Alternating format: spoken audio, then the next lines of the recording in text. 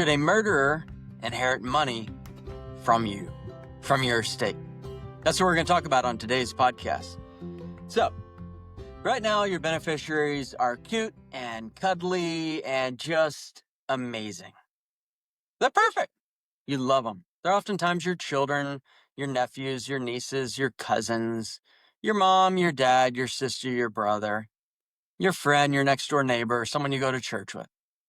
Now, I use the word murderer because it's easy to think about.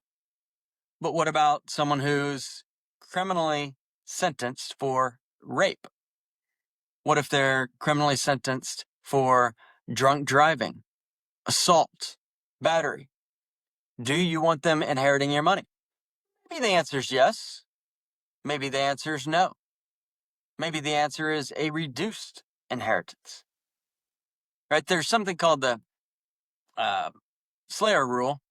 And if you kill someone, you cannot inherit from them. But what if they killed someone else, not you?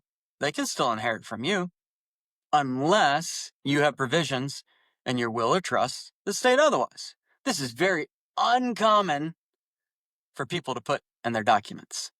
In fact, I've hardly ever seen it. It really got on our radar last year.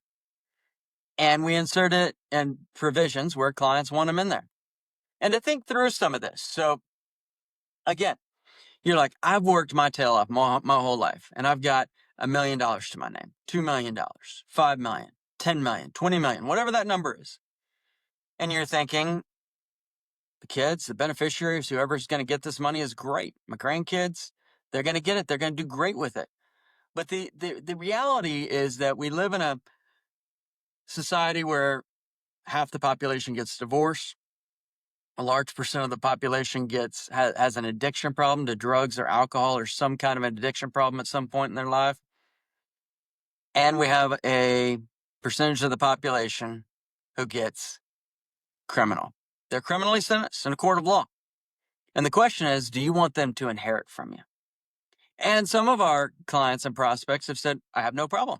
If they commit rape, murder, steal, they beat their wife, something like that, go to jail, I don't care. They can still inherit from me. No problem. I would say that the majority of people we've had this conversation with say, no, I don't want them to inherit from me at all. Or I want them to have a reduced inheritance. You're probably not going to get this in do-it-yourself software. In fact, I've never seen this verbiage in any do-it-yourself software. I'm not saying it's there. Might be.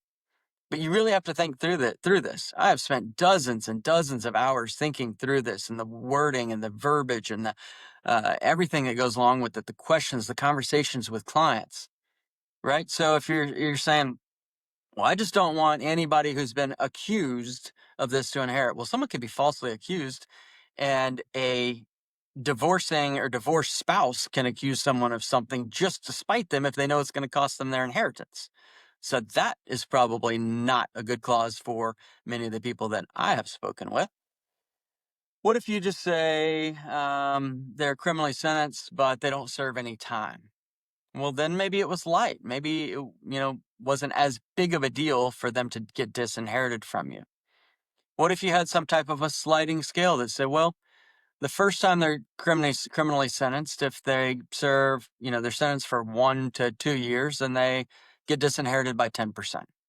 If they're sentenced for 2 to 4 years, then it's 20%. If they're sentenced for 10 years or more, it reduces them by 50%.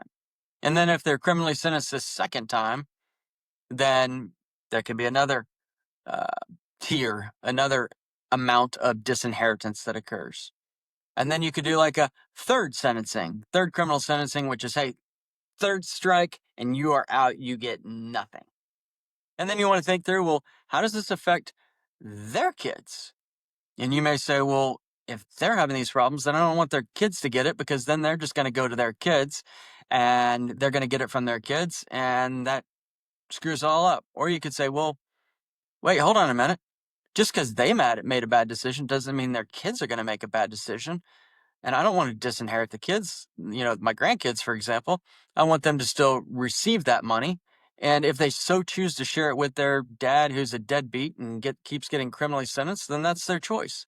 But if they don't want to share it with them, then they don't have to. Right? And he's certainly not going to be the trustee. Well, do you have that language in there as well? Right?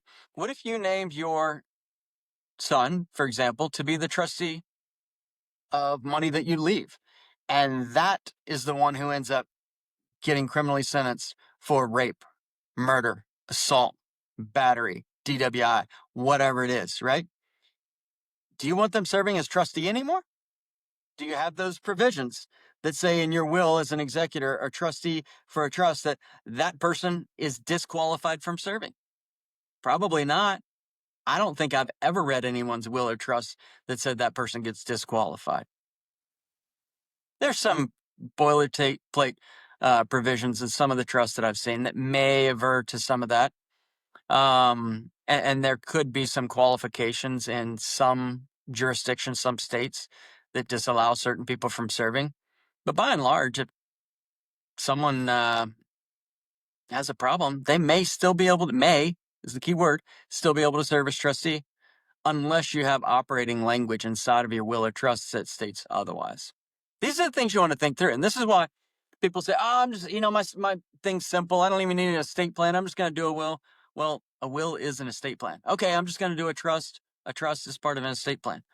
So are powers of attorney, right? It's this, what's going to happen with my estate while I'm alive, in capacity, or after I'm gone, right? Post-death, that's the probate or trust administration.